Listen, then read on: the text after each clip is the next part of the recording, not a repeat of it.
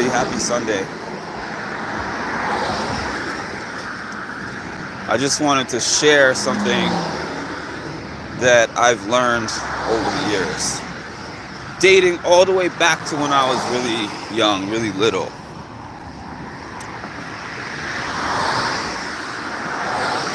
I used to see things really in a black and white way. If I'm right, I'm right, and I am never going to stand down from that position because I am right, so I have no reason to stand down. And I carry that with me. Elementary school, high school.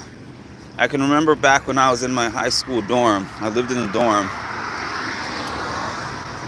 And we who lived in the dorm, we had to work. That was part of our contract, I guess, or whatever. It gave our parents some kind of discount because they had to pay more money to send us to live in the dorm. So most of us dorm students, except for the rich ones, had to do some kind of after school job. So one of my jobs was in the cafeteria. And I remember this day that we all had a water fight in the job because we had this dishwashing room in the back. And it had one of those spray things that you spray all the dishes down. And we had this huge water fight. We, as in myself and the other students that were doing that job. We didn't have the supervision in there at the time. So the supervision didn't like me for whatever reason. I definitely believe that there was reasons why they didn't like me, but I'm not even going to get into that for the purpose of this video. But I was the only one who got in any trouble. I got suspended from that job at the cafeteria. Nobody else did. It was a big group water fight. Probably 8 to 10 of us in there. I was the only one who got in trouble. Everyone else was like, get back to work. So I remember telling my mom about it. Well, I didn't tell her about it. They called her and told her about it. Then when she called me, I was giving her my explanation of it. And I was like, Mom. She was like, did you do this? I said, yes, I did. Yes, I was involved in that. Absolutely. And she was like, okay, then that's the reason why you're in trouble. And I said, well, if there's 8, 9 other people in there, we're all doing this together. Why am I the only one getting punished for it? That's not fair. That makes it look like I'm being targeted. And she basically gave me one of those, is that really going to matter in courts type of responses to that. Like, you can't tell me that you were not involved yourself. So you can't really complain about why is your punishment bigger than the other people's punishments that were there. Because you were there. Good morning, Colleen, Prince, Cass, Lisa.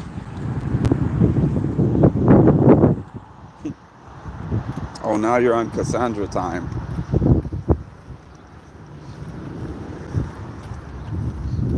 Yeah, so my point is, back then, I would argue so much over the fact that nobody else got punished. And I did in that case too. I argued with my mom about it, and I argued with the school about it. I spoke to the principal about it. I was like, we were all doing this. Why am I the only one here? That was what I was stuck on, instead of the fact that I was actually there doing it. Now, skipping along, I had some scenarios as an adult where it was kind of the same thing, but I remember one in particular where a boss of mine made a serious accusation about me at work that ended up being proven not to be true. But before it was proven that it wasn't true, I almost quit the job on the spot. And I still remember, the boss called me into her office. She said what she said. I was furious, and I just got up and I stormed out of the office. And then I remember one of my coworkers, who I was very cool with, happened to see me when I was close to being on my way out the door. I was just going to leave the job altogether and quit, and pulled me into their office and said, "Mark, what's going on?" And I said, "Such and such, I just got called into the office by the boss. They said such and such to me, and I'm upset that this even came to me as if this could be true." And she was saying it real matter of fact, like it's absolutely true. There's no chance of it being false. And this coworker, this colleague was like, "Mark, all of us here know you. We know your character. We know who you are. And you know that you didn't do that. So why would you leave and sacrifice your own income, which is only hurting yourself, to spite this person?" It's one of those things where it's like drinking the poison pill to hurt somebody else, for lack of a better thing, for lack of a better analogy. So yeah, I remember I was in that office, in the colleague's office, and I was fuming. And I was like, "No, I'm leaving." Because people see the person that I am now. It's because of things that I have lost for either quick reactions or saying the first thing that I want to say. If people heard the first thing that comes to my mind when they say things to me, they would be like, "Wow, is this Mark?" It's because it filters through, and they usually get the second, third, fourth, fifth, 10th different edited version once I'm sure that I want to say what I want to say, because I believe in measure twice, cut once. So when I was in that office of the friend and I said that I was going to quit, I really meant it. I was going to quit right on the spot. And they said, "Do me a favor, tell the boss that you're not feeling well. You're going to go home and rest. And then the next day, get yourself like a doctor's note and stay out of work for however long, maybe a week, maybe 3-4 days to a week. Say you're sick, and just take some time to think about this, because I would hate to see you say what you want to say and do what you want to do, and then wake up the following week and be like, shoot, was that worth me giving up what I worked for, what I earned, what I deserve?" So thankfully that person was there, because that's exactly what I did. My Canadian filter wears off the dustier I get. The funny thing about that is that when I was living in Canada, well, I guess this is just me thinking back, but I feel like I didn't have too big of a filter at that time, and I think that my filter has grown over the years. I can still say what I need to say, but now it'll take me longer to get to the point of saying it. But anyways, I went home. I did what she said. I said that I was sick. I took some sick days. And the first day, I felt the exact same way that I felt on the day of. The second day, same thing. I was like, I'm still gonna quit. Once I got to about day 4, day 5, surprisingly, the boss gave me a call and said to me, "Hey, Mark, I don't know if the fact that argument that we had anything to do with you not being here for the last 5 days. But yeah, I'm sorry about that. Uh, the thing that I said was proven that it wasn't true, and I'm sorry about how everything went. You're really an asset here, and I hope that you come back. And the petty side of me wanted to just go off. It was never true. You should never have said that to me. I don't accept your apology, among other things. But I said in that moment, I appreciate the apology. We can speak more about it when I come back in. And I left it at that because I was still in a phase of deciding what I was going to do. Now I'm getting hot. It's about 60 degrees. It was about 60 degrees when I got outside, so it was cool. But now it's warming up and I'm warming up. Anyways, I went back into the job after about a week. We hashed it out. I felt different about that boss. Like, I would never feel the same way. Because I'm kind of the type of person who, there are certain things that happen that whether I'm cordial or friendly with you again or not, I'm never going to forget them. And that was one of them. But I was able to be cordial enough to stay in the job, do what I have to do, and I don't really think that we had another major problem since then. But it made me think to myself, would I have been justified in storming out, quitting, cursing her out, whatever it was? Would I have been justified in that based on the circumstance that happened? The answer is yes. I'm not talking about the Discord on here anymore, by the way. But the answer is yes. I would have been justified in my stance. But then I would have lost something. I would have lost something that was benefiting my life over wanting to be right in that moment. So those moments where you do something or you say something back that somebody that will make you feel good right then and there. Bang, I got them with the zinger. But then you're like, what did I gain? So now before I do anything or say anything that could be detrimental to me, like chopping off my own foot in the long run, I think to myself, what is the end game of saying whatever it is that first comes to mind? What do I gain from this?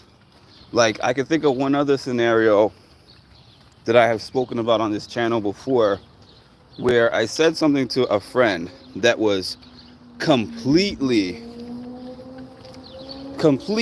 misinterpreted by that friend. Completely. I said one thing, they thought it meant a whole other thing, and they were really mad at me for a really long time. Months. Maybe like 2 months to 3 months. And this was a really close childhood friend that I knew for a very long time. And I was so surprised that even with my explanation, they wouldn't let it go. And I really did not want to apologize because I'm like, it was misinterpreted. I explained myself. You're still angry. You're supposed to be my friend. So you're supposed to understand that you were wrong here. And then we move on from here. And then I was getting the cold shoulder. And I thought about end game. I thought about the end game. I was like, okay, the end of me saying, you got to get over it, is pretty much, we're not going to be friends. That's the end game. So I thought, is being right worth more than not having that friendship anymore? And I thought about it for a while. This was not a quick thought, because really, I really did not want to let this thing go. And I did apologize actually, but I didn't apologize, probably not in a genuine enough or authentic enough way, because it was more like, I'm sorry that you feel that way type of apology, which I wouldn't want to get if the shoe was on the other foot. So I said to myself, how can I apologize without compromising what I think is right and wrong? Because I'm very big on that. But what it came down to was, where I knew I was wrong was that it hurt their feelings. So I basically apologized for that. And once I said that part of it, then I was able to give that same explanation that I gave before. Maybe I gave it in probably a less sarcastic of a way, but the same explanation was received better, and the apology was accepted. And I'm still friends with that person to this day.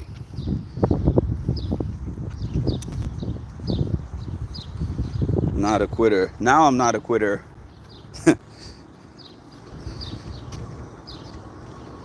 Character changing moment. You would have been justified, but as my mom used to say, it's not you. I wouldn't even say it's not my style. If I could walk around rocking my style and be good with that, my style would be to say the first thing that came to mind. And before I had money, professionalism, and reputation and those kind of things, I didn't care about that stuff. At that time, I would say whatever and I would react however. And I think a part of me got that from my dad. Like, I was react first, think about it second. And I remember a time in my life where it felt like every other week I was giving people apologies. It was a terrible time, because I just remember, I'd be talking to somebody, we'd get in some kind of dispute or something. Then I would just go for the kill shot, go for the jugular. And then the conversation would be over and I'd feel good, like I won that argument. But then I'm saying to myself, this is somebody I care about. So I won in that one conversation, or I felt like I won in that one conversation, but I feel terrible afterwards. Now I'm spending all this time apologizing, and sometimes the apologies were accepted, and sometimes the apologies were not accepted. And I just got to a point, probably during the time of that work story that I was talking about a little earlier, I think that's when I finally reached the point where I said, you might win the battle and lose the war. I could have won the battle with that boss, but then if I was out of the job, who wins in the long run? I mean, I would argue that she would lose and I would lose, because she would lose a good employee, but her life, her bank account is still the same, whether I'm there or not. And mine would suddenly not be the same. My whole life circumstance would change if I walked out and quit on the day of. And then if I want to get a reference for another job, I can't go back to them and ask them for one. So I would win the battle. Yeah, I got you, but I would lose the war. If I stayed with my stance with that friend, I would still be right about the thing that I was arguing about, but I would lose the friend.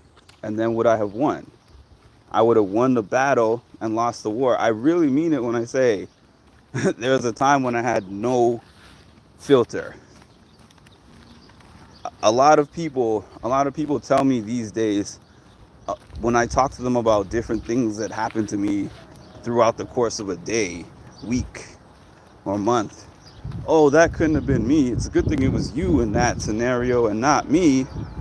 And I'm like, I could be like you. Being like you is easy. Being like me is difficult. It's easy to take off the filter and say whatever you want. It's easy to respond however you want and not worry about consequences and say, I'm going to say what I say. Like, I'm sure that's I'm sure that's an easy way to live. I lived that way at one time. I'm too far removed to see myself going back, although I do have my moments. I've mentioned one of those moments on this channel before where somebody aggressively reached out to me on WhatsApp telling me, oh, I know what you said. It was a very cryptic message. Like, I know what you said to this person about me, blah, blah, blah. And I was thinking, what did I say to this person about you? And the message was just real aggressive and accusatory. And at first I'm like, I don't know what you're talking about. I didn't say anything about you to that person. Where is this coming from? But as those messages from that person started to come more and heavier, then they started to be like personal things. You know those people who hold on to personal things until you get into some kind of argument where they feel like, oh, now I can use these. I can't stand those type of people. Like, you tell them about some really personal thing about you that is like just between you and them type of thing, and they know it could hurt you, and then they use that as a weapon. That has never been me.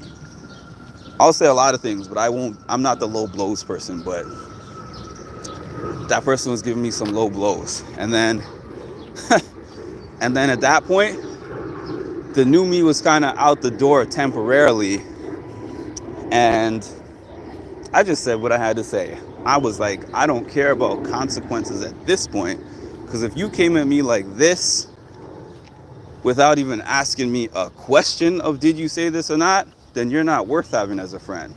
And to this day, I do not regret how I handled that. But that person was so surprised because they reached back out to our then mutual friend who reached out to me and said, oh, such and such is lying on you because they said that you said this to them. And I'm like, nope, that's not a lie. That is absolutely not a lie. That's exactly what I said. And they were like, really? Because when they were describing it, it didn't even sound like you. And I'm like, it could be me. It could definitely be me, but it depends on what the scenario is. That's why I said, measure twice, cut once. I am willing to cut once, but I have to make sure that the end game is worth it. And in this case, I felt like the end game was worth it. I haven't spoken to that person since. I'm not going to say I never will, but that wouldn't be on me. I would never be the one to really reach out and try to rekindle that friendship at all. An apology and kindness. I don't know about the kindness part of it, but definitely the apology. A lot of people don't get that when they're wronged, especially by somebody who is in some kind of, what do they call it? Well, that probably wouldn't apply to this, but when somebody's in a higher position than you at work, a lot of times you will not get an admission of being wrong or an apology. So I will credit her for that, but the kindness part, I can't say that. You were that you don't love anyone but the bottle kind of guy. No, I wasn't. The things that I said were harsh, but not those low blows. That has never been me. Oh, that's why your mama doesn't love you. Oh, that's why this or this.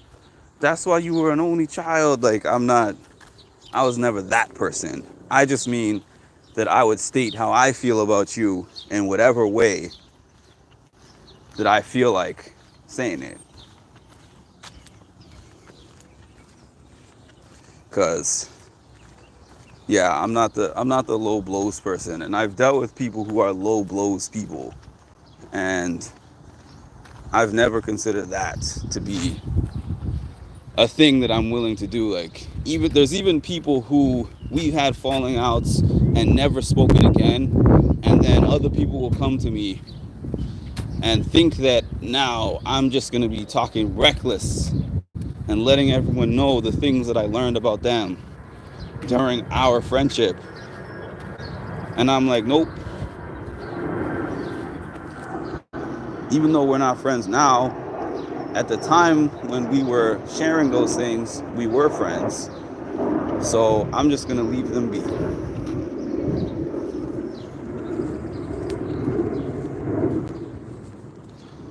I know a lot of louder. I know that's the whole thing. That's the whole thing. Even when I describe my job to people, like this person that I've had this issue with at this job that I'm at now, this client, and somebody was like, oh, if that was me in that scenario, man, you got the book on that person. Like, as in, we're able to look at their files and see we know a lot about them, and they don't know a lot about us. You know, they know what we present to them, and we know on paper, like diagnosis, things that have happened in their home, hospitalizations. Like, we know a lot of stuff. So there's a lot of ways that you could go with that when they start to say crazy things to you and about you. But I'm like, number one, that would be my professional reputation on the line, because obviously if they're willing to lie about you in the first place, if they have something real, they're going to use that against you crazy.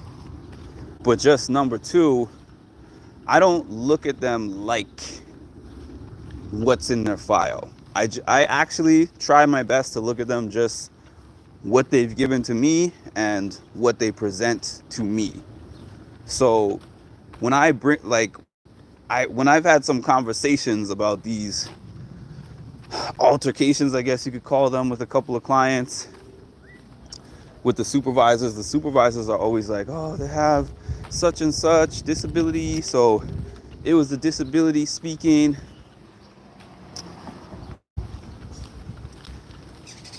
I can tell the difference between something that is said in an episodic state versus something that it was just something the person wanted to say.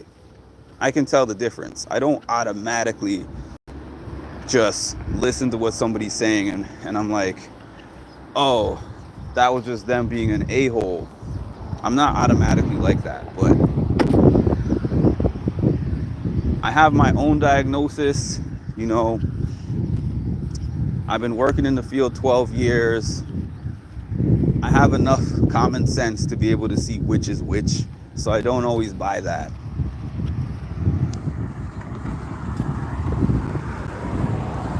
Mark was standing on his squares. That's how I am. I'm not going to air dirty laundry ever. Self-control, the beautiful thing. Karma is a bee, just saying. I like to let things take care of themselves. Yeah, I kind of believe in karma, but the thing about karma is that you just have to let it go. Because some people feel like they want to see the karma, and they'll wait for the karma, and they'll look at that person's life and get engulfed in the fact that why is nothing happening for the way that they act or the way they treat people. Usually when karma comes, you're not paying attention for it. It's like the a watched pot never boils saying. What are we? Oh, I'm only at 4,000 steps. I thought I had done way more than that. I must be walking slow today.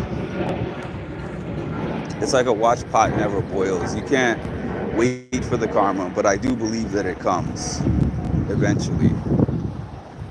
And I have heard of things happening to people way after the fact of whatever they've done to me. But by the time I heard it, I had already kind of let it go. Like my boss at my last job getting laid off. We had a 4-year battle, and nothing happened to them at the time when the battle was happening. But then a week before I left the job, I found out they got laid off. I was like, karma did its thing. 4,000 walk faster.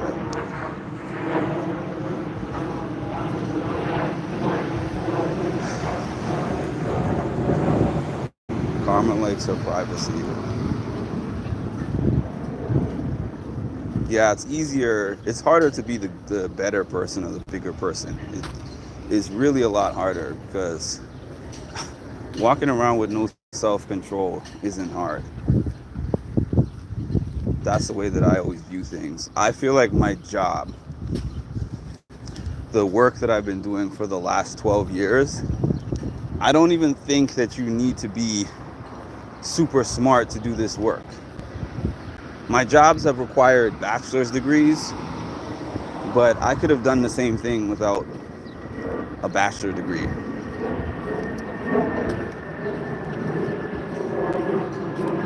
My job exists probably because only a small percentage of the world is willing to bear the responsibility of going into a work environment where you're an actual professional. Like,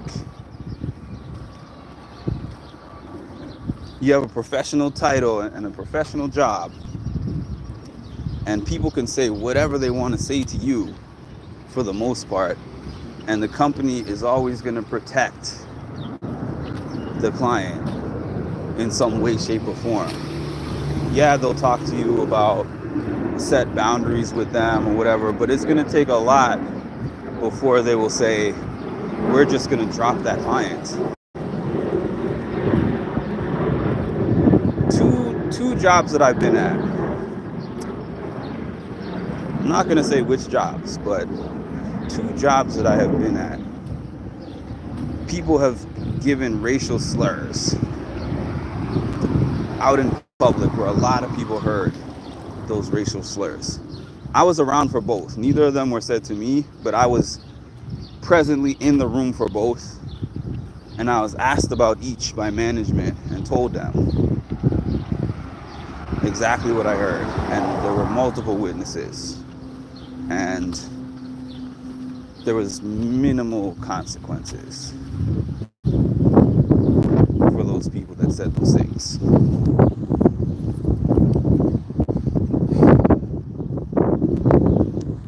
You're an inspiration. Keep doing what you do. Thank you. Now that it's warm outside, I go through seasonal depression. And over in New York, the winter season is pretty much sometimes late up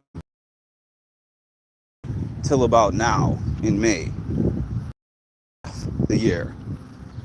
So once the weather warms up like this and gets to about this temperature, 60s and up, and it's sunny like this,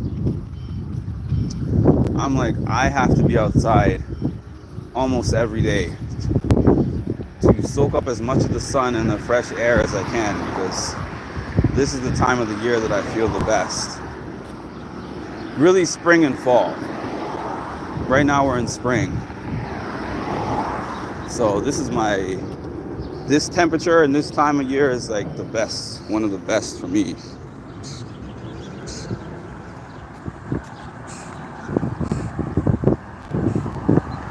Never needed it. And it's so funny how there's people who own businesses and then they require that you have a degree. They don't have one, but they require that you have a degree to work at the company.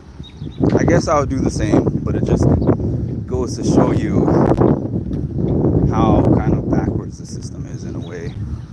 All you need is to have some leadership qualities and to be resourceful and know how to delegate. You can have yourself a successful business of your own. The way that I would do things, if I could go back to when I was 18 and redo that whole time period. Covert racism is growing, and keep documenting. Oh yeah, that job that I'm talking about really taught me the importance of documenting, because there was a lot of things that, oh my goodness, I've talked about this before, but the first time I reported that manager to HR said, give me specific examples. And I have like a really good memory. So I gave an itemized list basically of probably 20 examples. This conversation, this. So HR went to my manager before speaking to me, and I believe gave her the list. Because then we got into this mediated meeting. She had everything. Every one of those scenarios, she took clips of everything. She had everything on the screen. Oh, I just said this, and he responded this way. I said this, and then he got angry for no reason. I did this, and then he just jumped out the window and did that. And I was saying to myself, if I was looking at this, if I was like a judge examining this from the outside, looking in, based on the evidence that each of us had, I would say that I was the guilty party here. Because the manipulation of that evidence was so ironclad, and I didn't have anything but my word. And your word means nothing at work. Literally. Your word means nothing. And you don't realize that until you get into a scenario where everybody knows you. Everybody knows your character. Everybody knows how this person is. It's well known amongst your whole team. It's well known amongst the staff, the administration. But if you can't prove it on paper, they tell you you're right, but you're wrong. And that happened to me. That literally happened to me, speaking to that person's supervision that knows them. Where I'm talking to them and I'm like, why won't you take up for me if you know that this is not right? And the response is basically, Mark, if you don't have it documented, I'm sorry, but what can I do about that? Like, I'm not going to put myself on the line to help you. I didn't see it as putting themselves on the line to help me.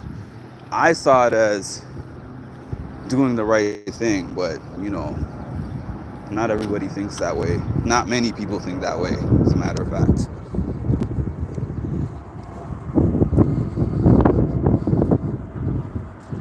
'63. I like cities. 60s and early 70s, that's my favorite temperature. I hate once it gets into the late 70s, 80s, and 90s. Not my thing. Especially after that one time I went to Mexico. Oh, hi, Jewel, if I didn't say that. Especially when I went to Mexico and thought that black people don't get sunburn. Boy, was I wrong. Laid out in that sun, like 101 degrees, and the rest of the trip I was miserable. Worst pain ever. Well, not the worst pain ever, but it was a terrible pain. I'm not the person, what do they call it? I'm not the person who does sunbathing. Beach bum? I bet beach bum is offensive to somebody, because that's the first thing I thought of. Then I was like, beach bum? There was something that somebody said at work one time that they said is offensive that wasn't offensive before.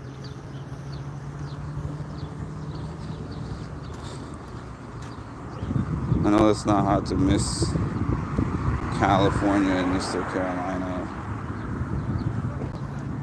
I like North Carolina.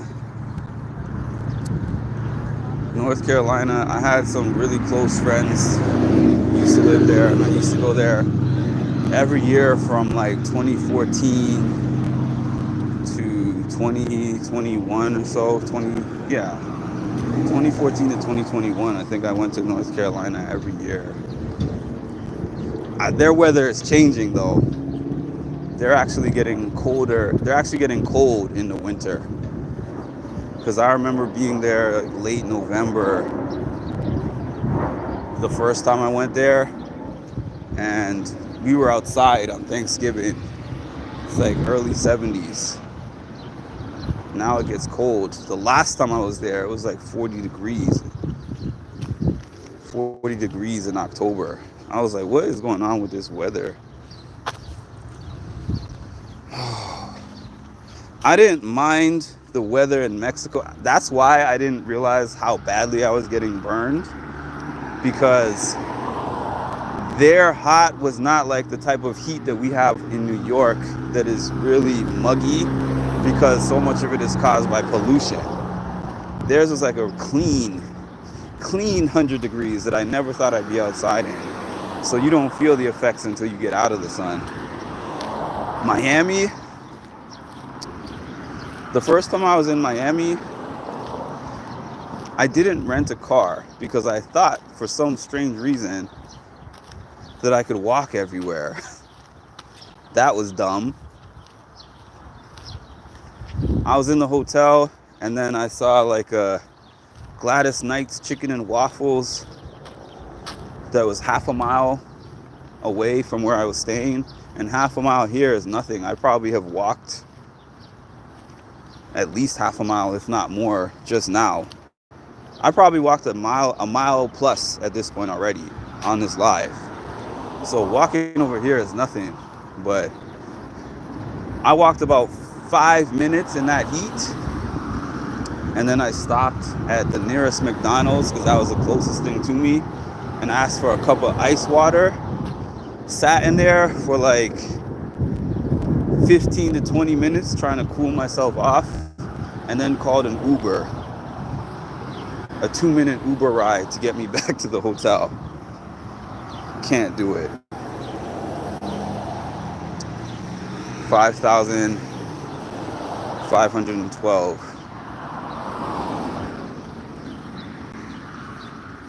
Probably gonna have to do my walk in 2 separate parts, which is fine, because I'm not completing it right now.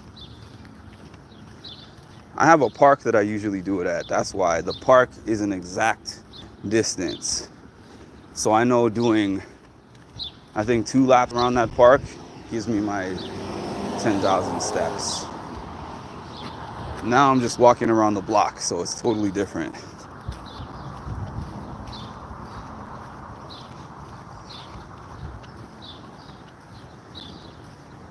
But that's another reason why I do them outside, because I hate the treadmill. I hate any indoor cardio machine that I have to sit down or stand up and use, because I'm not going anywhere.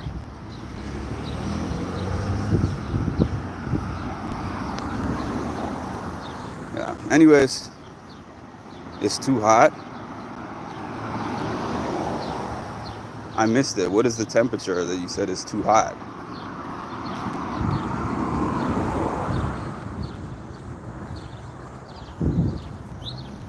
Yeah, and then like to get in a car in those type of temperatures, oh my goodness. Get 3rd-degree burns touching the seatbelt. There's no way I would ever be able to live in like Texas or one of those places unless I had an auto car starter that I could adjust the air conditioning from the outside of the car. You know how you run the car out east, northeast? You run the car in the winter to warm it up. Well, people don't do that as much now because the car will move. But back in the day, you had to actually go into the car in the winter, start it up, and you probably had to crank it up a few times and let it go until you actually get it to start, and then let the car run for half an hour to make sure it actually doesn't stop on you when you're driving. But nowadays, people will just press their auto car starters and let it warm up. But my point of that is, in those other places, I would press it to let my air conditioning start working up. Because if the air conditioning wasn't solid, I would sit in that car and immediately start melting like the Wicked Witch of the West. Because that's what was happening to me. I would take a shower, change my clothes, step outside, and then all of a sudden, within 2 minutes, I'm just dripping in sweat. And it's like that shower meant nothing. 63 degrees is too hot for you? I thought I was bad. Yikes.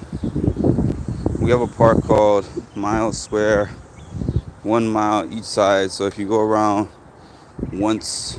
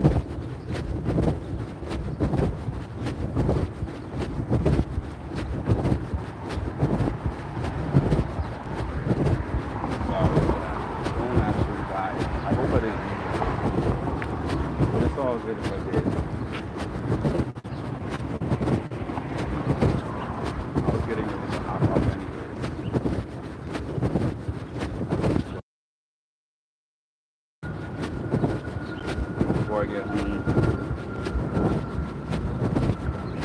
But yeah, the main theme of the video, because I know I always end up all over the place, is that take a moment to think before you take an action or before you say something that you can't take back or that you regret. And it could even be something that you have a right to say. You're justified in saying it. But think about your end goal before you say it. Is it worth it? Sometimes it is. I'm not saying it's never worth it. Sometimes it is worth it. Sometimes there are things that need to be said. Sometimes I'm willing to actually walk out of something that is benefiting me in some way because of how strongly I feel about it. And I can give an example of that too. Sadly, I have so many work examples, especially in the last 4 years. I had a scenario with the job. There was a point in time where I was taking care of my dad during the day, during the time of COVID-19, when COVID-19 first started. And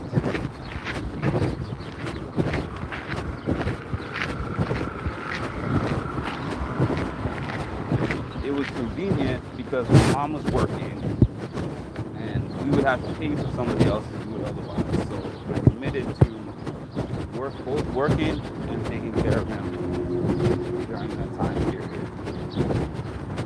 And then I remember the job sent out a memo like we get so much less money with telephonic visits versus the money that we get for in-person visits. So that means that now we're going to triple the amount of cases that you're supposed to have. And you have this amount of time to accomplish that. So I didn't think that was fair, nor did I think it was true. So I was like, I'm not going to make some huge effort to triple my caseload for the same pay.